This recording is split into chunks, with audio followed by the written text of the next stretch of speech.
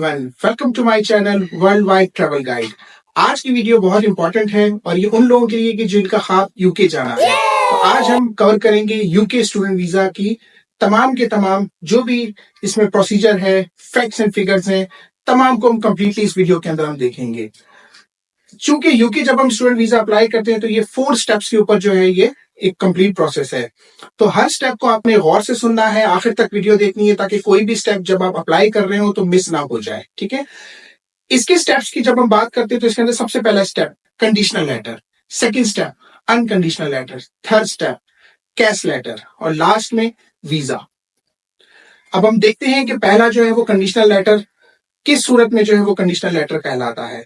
जब भी हम कभी भी स्टूडेंट वीजा के लिए अप्लाई करते हैं तो हम यूनिवर्सिटी की सिलेक्शन करते हैं। यूनिवर्सिटी जब आपके डॉक्यूमेंट्स वगैरह को देखती है तो उसके बाद अगर उसको ठीक लगता है तो वो अनकंडीशनल लेटर ऑफर कर देती है।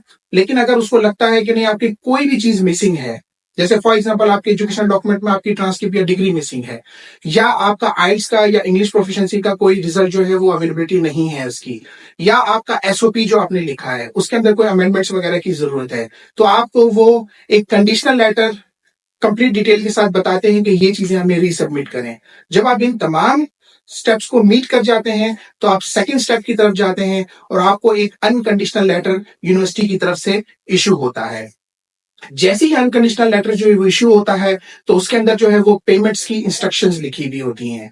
अब पेमेंट जो है वो आपने ट्यूशन फीस की एडवांस में करनी होती है और उसके अंदर मुख्तलिफ यूनिवर्सिटीज की मुख्तलिफ जो है वो प्राइसेस है। फॉर एग्जाम्पल ये 2000 पाउंड से लेके तो अराउंड 10,000 पाउंड तक वेरी कर सकती है। ठीक है, इसके लेने का एक ये भी मकसद है कि आप स्टूडेंट जो है वो कंफर्म हो जाता है एक यूनिवर्सिटी के लिए और यूनिवर्सिटी भी कंफर्म हो जाती है कि अब ये स्टूडेंट जो है वो हमारे पास जो है वो कंफर्म जो है वो पढ़ेगा।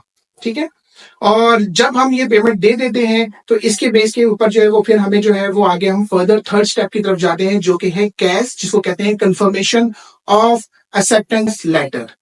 इसके इश्यूएंस की बारी आती है। अब इसको इश्यू करने के लिए जो है ये बहुत ज्यादा ये इंपॉर्टेंट चीज है।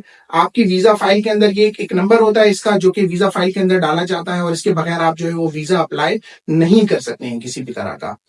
कैश को इश्यू करने के लिए जो है वो आपने चूंकि पेमेंट ऊपर जमा करा दी है तो उसका प्रूफ और प्लस आपके जो फाइनेंशियल डॉक्यूमेंट्स हैं उनका प्रूफ लगाया जाता है और प्लस आपका एक इंटरव्यू होता है। इंटरव्यू के जो है वो डिफरेंट फेजेस हैं। यूनिवर्सिटी जो है वो इंटरव्यू जो है वो ऑन कॉल ले सकती है और वीडियो कॉल ले सकती है। और एक और चीज है जिसको कहते हैं कैश शील्ड। तो कैश शील्ड के थ्रू भी हमने देखा है कि बहुत सारे इंटरव्यूज जो है वो कंडक्ट हो रहे होते हैं। जब कैश शील्ड की बात आती है तो यहाँ पर जो है वो आपको कुछ जगहों के ऊपर जो है वो टीबी टेस्ट भी मांगा जाता है कि आपने जो है वो यूके जाने के लिए टीबी टेस्ट जो है वो पहले से जो है वो इनके डेजिग्नेटेड जो पैनल जो इनके हेल्थ इंस्टीट्यूशंस हैं वहां से करवाना पड़ता है ये। अच्छा, जैसे ही जब ये हो जाता है तो उसके बाद फिर जो है वो आपका कैश का इंटरव्यू होगा तो आपको कैश लेटर जो है वो इशू हो जाता है। अब फाइनेंस की जो मैंने बात की थी तो फाइनेंस के अंदर जो है वो आपने क्या दिखाना है, 28 डेज की बैंक स्टेटमेंट दिखानी है और उसके अंदर 1 year tuition fees plus 9 months of living expense दिखाना है। अब बहुत सारे लोग यहाँ पर हमें पूछते हैं कि सर बैंक स्टेटमेंट में पैसा कितना होना चाहिए। डिफर करता है, हर इंसान का अपना केस बाय केस इसमें जाता है कि आपकी 1 ईयर की ट्यूशन फीस कितनी है। हर यूनिवर्सिटी की ट्यूशन फीस जो है वो डिफर होती है तो उस हिसाब से वो 1 ईयर की tuition fees plus 9 months of living expense दिखाना है। लेकिन उस 1 ईयर की ट्यूशन फीस में जो आपने एडवांस जमा करवा दिया है, चाहे आपने 2000 करवाया है या कंप्लीट 1 ईयर कराया, तो वो उसमें से माइनस कर दी जाती है बैंक स्टेटमेंट की। 28 डेज मैंडेटरी है कि इसका ड्यूरेशन 28 डेज का होना चाहिए। आपका जब ये कैश इश्यू हो गया तो समझ लें आपने 90% काम अपना कर लिया है। अब आप जाते हैं वीजा की तरफ।